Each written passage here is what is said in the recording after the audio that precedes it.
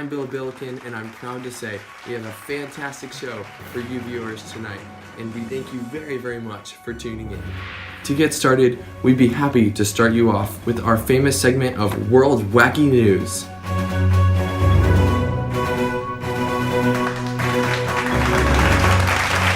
To start us off, a Florida man was recently arrested for domestic battery after he threw a cookie at his girlfriend.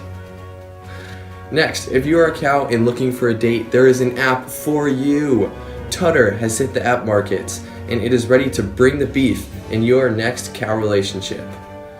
Toronto police said on Monday they are investigating an incident of a woman who hurled a chair outside onto the freeway through a window of a luxury apartment. And I don't know what that girl was thinking, but she could have killed someone. Interestingly, almost 3,000 Germans painted their bodies blue and gathered in hopes of setting a world record for the largest gathering of Smurfs last Saturday.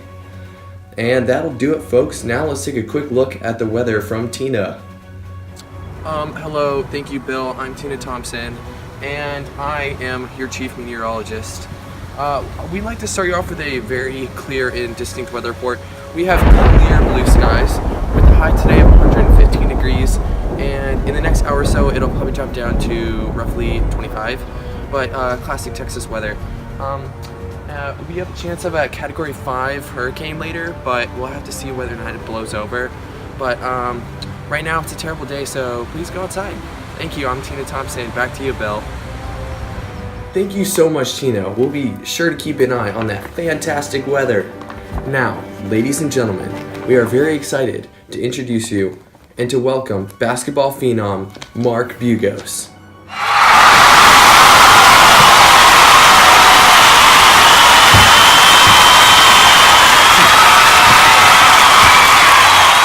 Hi, Mark. We are so glad to have you today. Thank you so much for coming. Thank you, Bill. I am so excited to be here. I have to say, you had a fantastic performance against the Warriors just about an hour ago. You really racked up some numbers tonight. 63 points, 15 assists, 20 rebounds. That's quite a performance. I love to agree with you, Bill, but I have to stay humble. Well, Mark, that's great and all, but let's get to the story we actually want to hear. We heard you just read Enclave by Thomas Locke. Yes, that is correct, Bill, and it was a pretty good book, too. We love to hear everything about it, so please tell us it all. I'd love to, Bill. Well, Bill, this book, Enclave by Thomas Locke, was absolutely fantastic. You know why? Let me give you a quick summary of the book. Sorry for all those who I'm spoiling it for. Well, the main character, Caleb, is something called an abomination, which means he has a special power that can benefit him in pretty much any way.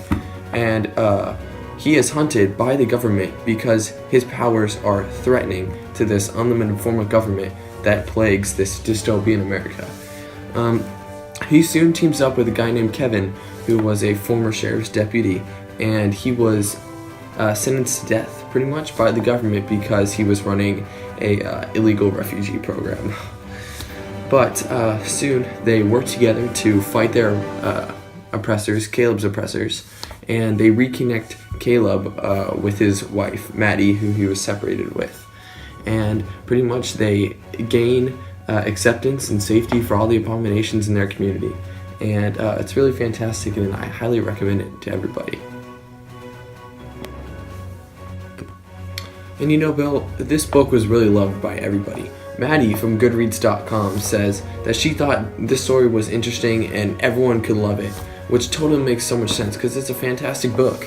And also, Dave said that it takes elements of science fiction and dystopian themes and combines them into an original series and story, which is, I mean, who wouldn't want to read that? Dystopian books are absolutely fantastic.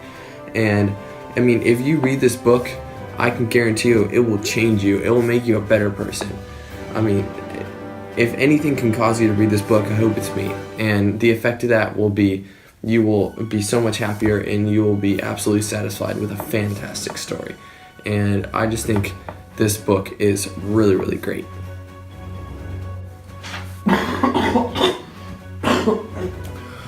sorry about that, Bill.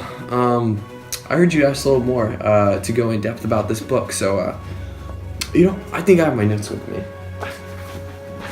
I always carry around my book notes. So I'll just run you through it a little bit. So first of all, the exposition. Pretty much, I have a great quote for you from the book. I can lay this all out through text evidence. Thomas Locke says, Caleb resembled many of the Enclave's young men, tall and strong. He knew some called him striking with his tangle of blonde hair. So pretty much Caleb is a normal guy, except for his special powers, of course. And he's pretty basic and one of many in the Enclave. What really gets it going was on page 23. I see here we are due to execute a Professor Abigail Ritter and her son. This is pretty much what happens. Kevin and Abigail, which is his mom, are sentenced to execution by the government, and that really sets them off to try to go into action to stop that on themselves. As we progress into the story, Thomas Locke on page 44 says, "Us," he finished, "you sacrificed everything you had to protect people like me." This is pretty much where once Caleb and Kevin meet up, Caleb's thanking Kevin because he knows that he stands up for he stands up for the weird and odd people like him called abominations, and he just wanted to thank him for everything he'd done. As we continue progressing on page 53, Thomas Locke says, "I consider your and your son's arrival to be a gift from above." This is when Caleb's dad is talking to Abigail Ritter and her son Kevin, and viewing them as something from above that really helped them to try to prevent getting hunted by the government and to try to further themselves and keep them safe.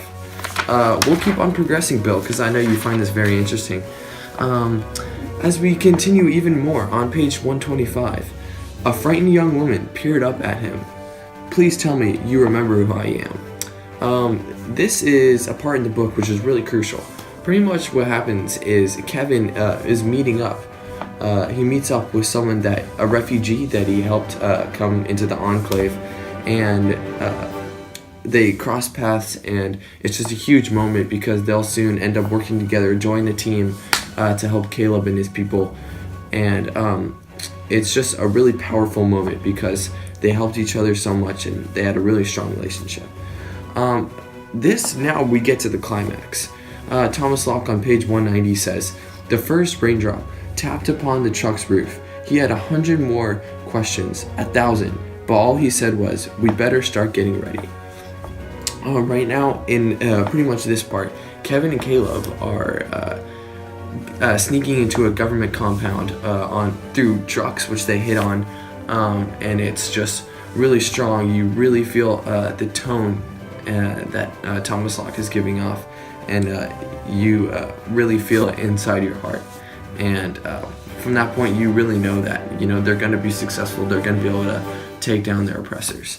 And as we start to hit the low part in the book, the lightning crushed so close to his window that the thunder exploded in that very same moment. Caleb was hammered off his feet and landed hard onto the carpet. Pretty much right after the team, they all take down some of the people inside the government compound. Caleb is almost struck by lightning, and it's a really powerful moment because all his friends around him get really scared, and he kind of has a close-to-death experience. And then on page 229, one of the sentries manning the barrier saluted them. The truck accelerated, and they were through. This is back when they're exiting the compound. This is right after Caleb gets struck by lightning, and gets almost struck by lightning. Apologies for that. And they got out untouched, and they were safe. They had gotten through, which was really happy. They were all happy for each other. And for the resolution, as we start to close, on page 252, he rolled about as Maddie stepped through the portal, leapt down the stairs, and flew into his arms. Towards the very end of the book, Caleb and Maddie are reunited, a classic love story, wife and husband, after they were separated for a really long time. And finally, just to wrap everything up, on page 269, the aim was far from simple. but as clear now as the sky overhead. They were to establish a new enclave. Since their former oppressing enclave was taken down, Maddie and Caleb vowed to each other to pretty much create an entirely new system, and it's a really great ending to the book.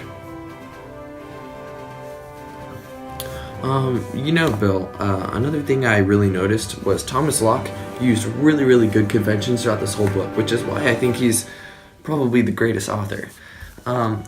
Look, I'll run you through a couple of these. On page 121, it was really good. He used this great punctuation of dialogue in an excerpt. Farrier said, "You had to be expecting a visit from me sooner or later." If you actually look at what he does in the book, within the commas and quotation marks, he structures everything really well, just so the reader can better understand. Another one was he used dashes and hyphens, which is a really hard convention to use in writing, and I think that was really good. He said on page 140 he used a quick 3-word, all connected by hyphens. He said "no man's land," which is something you hear a bit every once in a while, but when you really see it in writing, when it's all connected, it's really impressive, and I think Thomas Locke did a really good job with that. Another thing he used were fragments.